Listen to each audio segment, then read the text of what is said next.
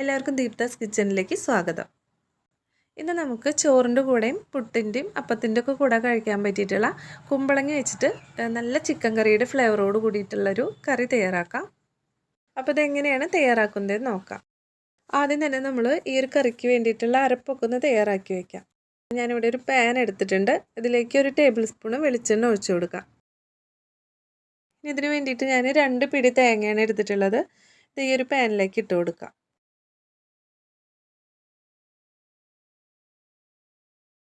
ഇതിലേക്ക് ചെറുതായിട്ട് കട്ട് ചെയ്തെടുത്തിട്ടുള്ള വെളുത്തുള്ളി 1 ടേബിൾ സ്പൂൺ ചേർത്ത് കൊടുക്കാം.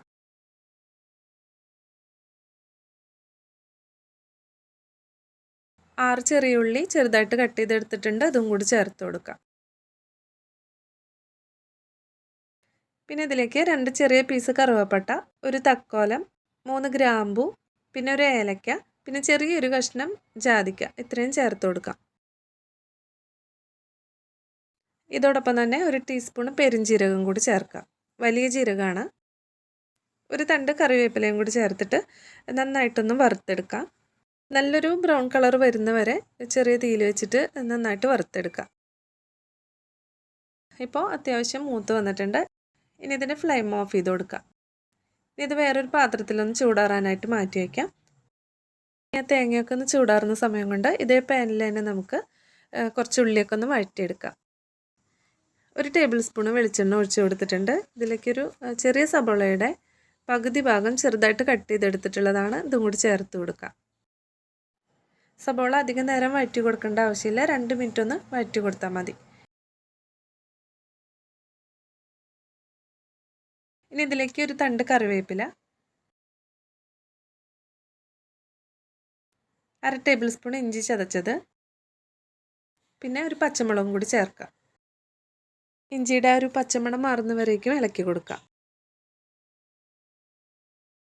ഇപ്പോൾ അത്യാവശ്യം മൂത്ത് വന്നിട്ടുണ്ട്. ഇനി ഇതിലേക്ക് പൊടികളൊക്കെ ചേർത്ത് കൊടുക്കാം. 1/2 ടീസ്പൂൺ മഞ്ഞൾപ്പൊടി, 2 ടീസ്പൂൺ മുളക് പൊടി. മുളക് പൊടി എരിവിനനുസരിച്ചിട്ട് നോക്കിയിട്ട് ചേർത്ത് കൊടുത്താൽ മതി. 1/2 ടീസ്പൂൺ മല്ലിപ്പൊടി. ഇത്രയും ചേർത്ത് കൊടുത്തിട്ട് പൊടികളുടെയൊക്കെ ഒരു പച്ച ഫ്ലേവർ പോകുന്നവരേക്കും ഇളക്കി കൊടുക്കാം. മീഡിയം ഫ്ലെയിമിൽ വെച്ചിട്ട് 1 മിനിറ്റ് ഒന്ന് ഇളക്കി കൊടുത്താൽ മതി. ഇനി ഇതിലേക്ക് 2 മീഡിയം സൈസിലുള്ള തക്കാളി ചെറുതായിട്ട് അരിഞ്ഞെടുത്തിട്ടുള്ളതാണ്, ഇതും കൂടി ചേർക്കാം. തക്കാളി പെട്ടെന്ന് കുക്കായി കിട്ടാൻ വേണ്ടിയിട്ടാണ് ഇതുപോലെ കനം കുറച്ചിട്ട് അരിഞ്ഞെടുത്തിട്ടുള്ളത്. ഇനി ഇതൊന്ന് സോഫ്റ്റ് ആവാൻ വേണ്ടിയിട്ട് 2 മിനിറ്റ് ഒന്ന് മീഡിയം ഫ്ലെയിമിൽ വെച്ചിട്ട് ഒന്ന് മൂടി വയ്ക്കാം. ഇതിൽ വെള്ളമൊന്നും ഒഴിച്ചു കൊടുക്കേണ്ട ആവശ്യമില്ല. മൂടി തുറന്നിട്ട് ഇടയ്ക്കൊന്ന് ഇളക്കി കൊടുത്താൽ മതി. ഇപ്പോൾ 2 മിനിറ്റ് കഴിഞ്ഞിട്ടുണ്ട്. തക്കാളി നല്ല സോഫ്റ്റായി കിട്ടിയിട്ടുണ്ട്. ഇനി ഇത് ഈ ഒരു കയ്യിൽ വെച്ചിട്ട് തന്നെ ഇതുപോലെ ഒന്ന് ഉടച്ചെടുക്കാം. ഇനി ഇതിലേക്ക് വേണ്ടിയിട്ട് ഞാൻ 1/2 കിലോഗ്രാം കുമ്പളങ്ങ എടുത്തിട്ടുണ്ട്. ഈ ഒരു വലുപ്പത്തിൽ കട്ട് ചെയ്തിട്ട് നല്ല കഴുകി വൃത്തിയാക്കി വെച്ചിട്ടുണ്ട്. ഇനി തക്കാളിയിൽ കുറച്ച് വെള്ളം ഒഴിച്ച് കൊടുത്തിട്ട് നന്നായിട്ടൊന്ന് മിക്സ് ചെയ്തെടുക്കാം.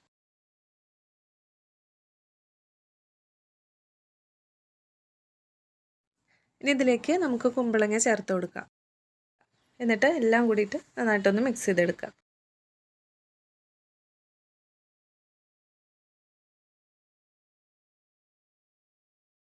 നമ്മൾ നേരത്തെ മാറ്റി വെച്ചിട്ടുള്ള തേങ്ങ ഇവിടെ ചൂടാറിയിട്ടുണ്ട്. ഇനി ഇത് നന്നായിട്ടൊന്ന് അരച്ചെടുക്കണം. ഇതൊരു മിക്സിയുടെ ജാറിലേക്ക് ഇട്ട് കൊടുക്കാം. ഇനി ആവശ്യത്തിനുള്ള വെള്ളം ചേർത്ത് കൊടുത്തിട്ട് നല്ല പേസ്റ്റ് പോലെ തന്നെ അരച്ചെടുക്കാം. മാക്സിമം നന്നായിട്ട് തന്നെ അരച്ചെടുത്തിട്ടുണ്ട്. കറിയിൽ ഇതുവരേക്കും നമ്മൾ ഉപ്പ് ചേർത്ത് കൊടുത്തിട്ടില്ല. ഇനി ഇതിലേക്ക് ആവശ്യത്തിനുള്ള 1 ടീസ്പൂൺ ഉപ്പ് ചേർക്കാം. ഇനി അരച്ചെടുത്തിട്ടുള്ള തേങ്ങയുടെ ഒരു കൂട്ട് ഇതിലേക്ക് ചേർത്ത് കൊടുക്കാം. 1/4 കപ്പ് വെള്ളം കൂടി ജാറിലേക്ക് ഒഴിച്ചു കൊടുത്തിട്ട് അത് ഇതിലേക്ക് ചേർക്കാം. കുമ്പളങ്ങ വേവാൻ ആവശ്യമായിട്ടുള്ള കുറച്ചുകൂടി വെള്ളം ഇതിലേക്ക് ഒഴിച്ചു കൊടുക്കണം. ഒരു 1/2 കപ്പ് വെള്ളം കൂടി ഇതിലേക്ക് ചേർത്ത് കൊടുക്കാം. ഈ കറിയിൽ നമ്മൾ വേറെ പുളിയൊന്നും ചേർത്ത് കൊടുക്കുന്നില്ല. സാധാരണ നമ്മൾ ഇറച്ചിക്കറിയൊക്കെ വെക്കുമ്പോൾ ഉണ്ടാകുന്ന അതേ രീതിയിൽ തക്കാളിയുടെ ചെറിയൊരു പുളിപ്പ് മാത്രമേ ഈ ഒരു കറിയിൽ ഉണ്ടാവുള്ളൂ. കറി ഇപ്പോൾ നന്നായിട്ട് തിളച്ച് വന്നിട്ടുണ്ട്. ഇനി ഇതൊരു മീഡിയം ഫ്ലെയിമിലാക്കി വെച്ചിട്ട് ഒന്ന് വേവിച്ചെടുക്കാം. അപ്പോൾ നമ്മുടെ ഈ ഒരു കറി ഇവിടെ റെഡി ആയിട്ടുണ്ട്. ഇത് ഇരിക്കുന്നതോറും കുറച്ചൊന്ന് തിക്കായിട്ട് വരും. കറിയൊക്കെ നന്നായിട്ട് വറ്റി വന്നിട്ടുണ്ട്. കുമ്പളങ്ങയൊക്കെ പാകത്തിന് വെന്തിട്ടുണ്ട്.